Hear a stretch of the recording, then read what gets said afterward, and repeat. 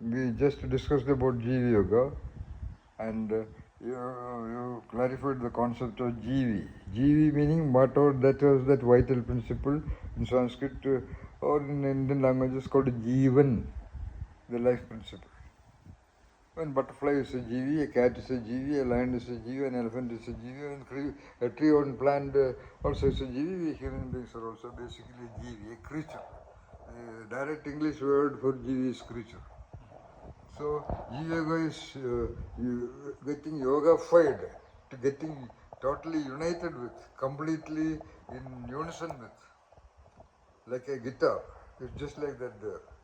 All the 5 strings are in good tuning. So let us say that is yoga. Then only that guitar is a guitar, or a violin is a violin. Otherwise it is just an instrument. It will make sounds, that's all, meaningless sounds. So why Jeevi Yoga is important? Why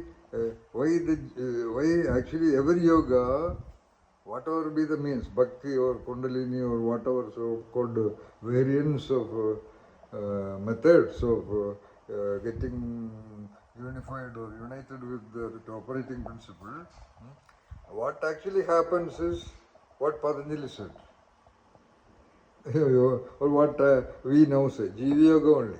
Okay, you may, by your bhakti or complete devotion to a deity, let us say Shiva or Hanuman or Saraswati or Kali, you may even see her, but you see her.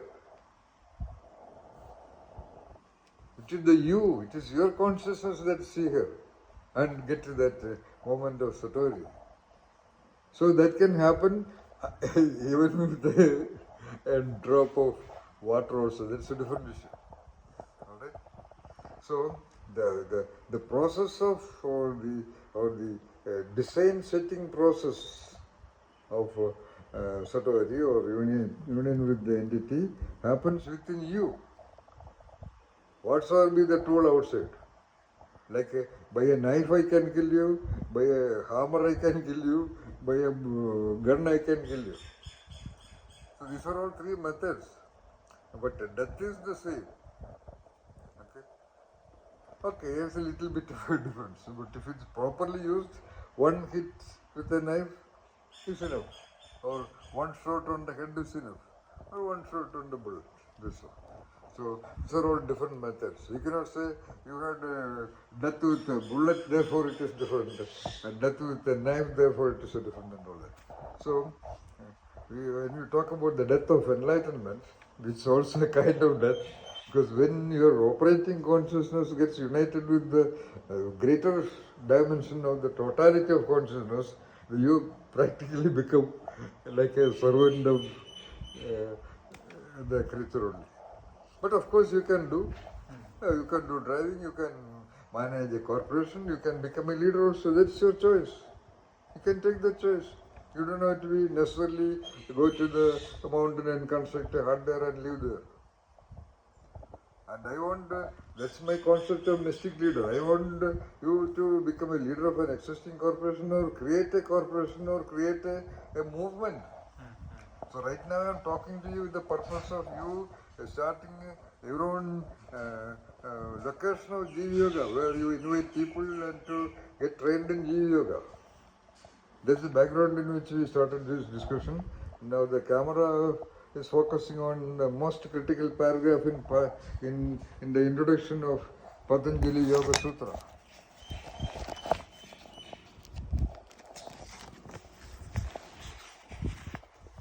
The Yoga Sutras of Patanjali.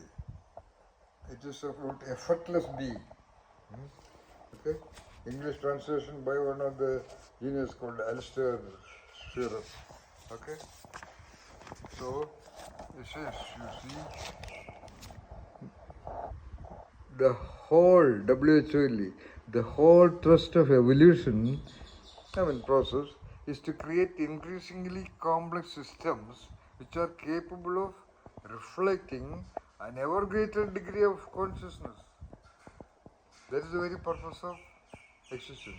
So, from earthworm to amoeba to lion to bird to cat to chimpanzee to dolphin to human being.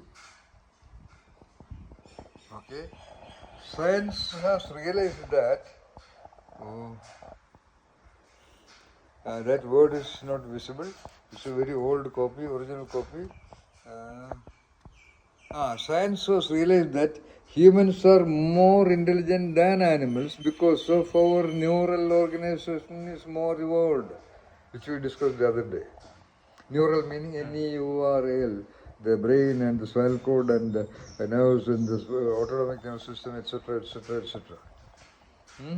As a result, we have more consciousness at our disposal. Yoga goes further. It says that, the critical point of Jeev-Yoga, Yoga says that, rather Patanjali says that, the human nervous system is the crowning glory of evolution. Because it alone has the ability to reflect the unbounded source of life in its abundant whatever.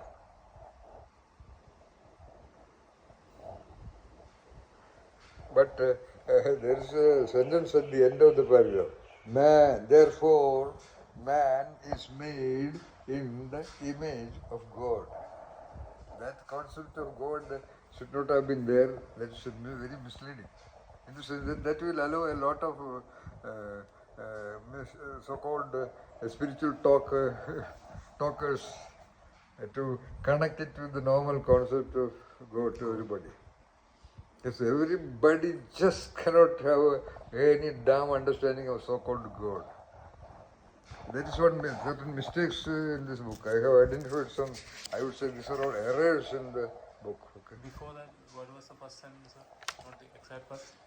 The critical part is human nervous system is the crowning glory of evolution.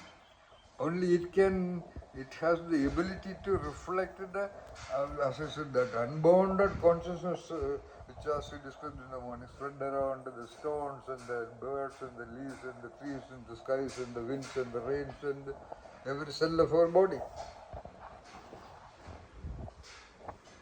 So our Saraswatharishtam-Gold, not our, of course, it is suggested by Sister Charaga and Dhanvantari, made by so many Ayurvedic companies in India, like Kottakkal and Nagarjuna and Vaiskara and a number of other companies. All those companies would make it as a kind of a minimum offering, because Saraswati is the deity for wisdom and understanding.